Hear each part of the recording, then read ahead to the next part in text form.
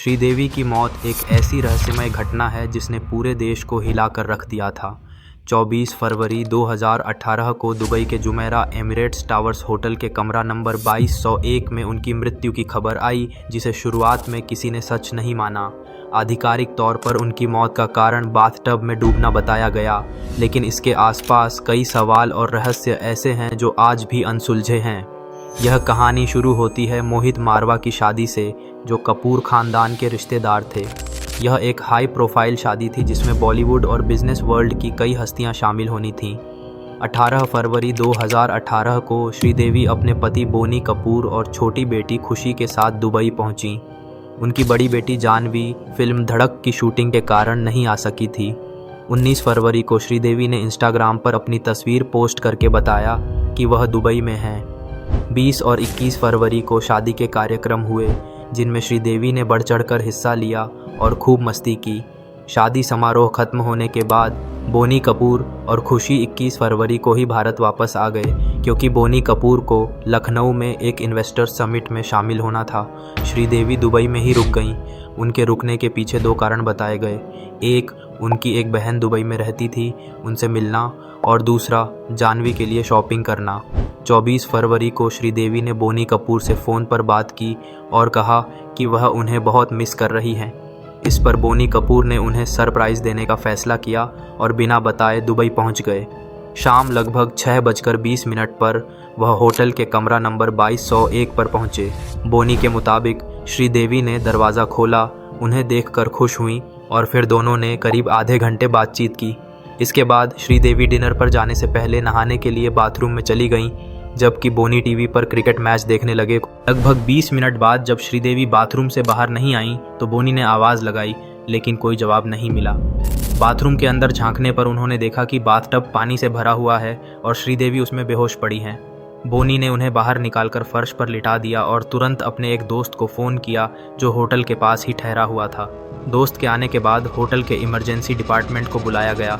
डॉक्टरों ने आकर उन्हें मृत घोषित कर दिया। इसके बाद उन्हें अल रशीद हॉस्पिटल ले जाया गया, जहां भी मौत की पुष्टि हुई। दुबई पुलिस को रात करीब 9 बजे इसकी सूचना दी गई। इसके उलट होटल के एक सर्विस स्टाफ मेंबर ने एक अलग कहानी बताई। उसके मुताबिक श्रीदेवी ने रूम सर्विस के लिए फ़ोन करके पानी मंगवाया।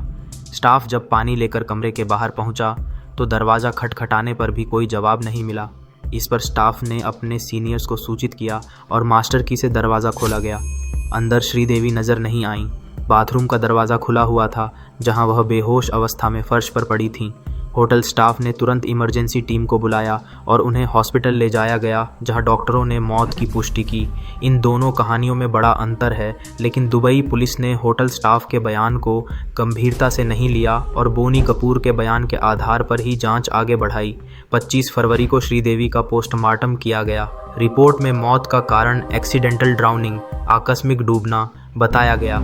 उनके शरीर में शराब के अंश पाए गए और कहा गया कि नशे की हालत में नहाते समय उनका संतुलन बिगड़ गया और वह बाथटब में गिर गईं, जिससे डूबने से उनकी मौत हो गई। उनके फेफड़ों में भी पानी भरा हुआ था, जो इस बात का संकेत था। दुबई पुलिस ने जहर जैसे किसी भी तरह के संदेह को खारिज कर दिया और 27 फरवरी को केस बंद कर दिया। हालांकि शव को भारत भेजने में कागजी दिक्कतें आईं। कहा जाता है कि बोनी कपूर ने शाहरुख खान और अनिल अंबानी से मदद मांगी, लेकिन काम नहीं बना। आखिरकार यूएई में रहने वाले अशरफ शरीफ नाम के एक शख्स, जो विदेश में मरे भारतीयों के शव वापस भेजने में मदद करते हैं, उन्होंने कागजी कार्यवाही जल्दी पूरी करवाई। 27 फरवरी की रात शव को अनिल अंबानी के निजी विमान से मुंबई लाया गया और 28 फरवरी को राजकीय सम्मान के साथ उनका अंतिम संस्कार किया गया। भले ही आधिकारिक तौर पर मामला बंद हो गया, लेकिन कई सवाल अनुत्तरित रह गए, जो इस मौत को रहस्यमय बनाते हैं। बोनी कपूर और होटल स्टाफ के बयान में बुनियादी अंतर है। पुलिस ने इस अंतर की गहराई से जांच क्यों नहीं की? बोनी कपूर के मुताबिक उन्होंने श्रीदेवी को बेहोश पाया, लेकिन उन्होंने सीधे डॉक्टर या इमरजेंसी को क्यों नहीं बुलाया? उन्होंने पहले अपने दोस्त को फ़ोन किया, जिसमें कीमती समय बर्बाद हुआ। यह दावा किया गया कि श्रीदेवी ने हाल ही में ओमान में 240 करोड़ रुपए की एक इंश्योरेंस पॉलिसी ली थी, जिसका पैसा तभी मिलता अगर उनकी मौत दुबई में होती। यह शर्त संदेह पैदा करती है। होटल के बाथटब की लंबाई महज 5 फुट 1 इंच थी, जबकि श्रीदेवी 5 फुट 7 इंच लंबी थीं। क्या यह संभव है कि कोई इतना लंबा व्यक्ति इतने छोटे टब में डूब जाए? शुरुआत में परिवार की ओर से कहा गया कि मौत हार्ट अटैक से हुई, जबकि पोस्टमार्टम में डूबने की बात सामने आई। यह विरोधाभास क्यों? श्रीदेवी के करीबियों का कहना था कि वह बहुत कम शराब पीती थीं, तो इतनी अधिक मात्रा में शराब उनके शरीर में कैसे पहुंची? होटल रिकॉर्ड के अनुसार चेक इन के बाद श्रीदेवी 48 घंटे तक अपने कमरे से बाहर ही नहीं निकली थीं। अगर वह शॉपिंग और बहन से मिलने आई थीं, तो खुद को कमरे में बंद क्यों रखा? केरल के डीजीपी ऋषि राज सिंह जैसे अधिकारियों ने दावा किया कि इतने छोटे टब में डूबने के लिए किसी बाहरी बल का होना जरूरी है।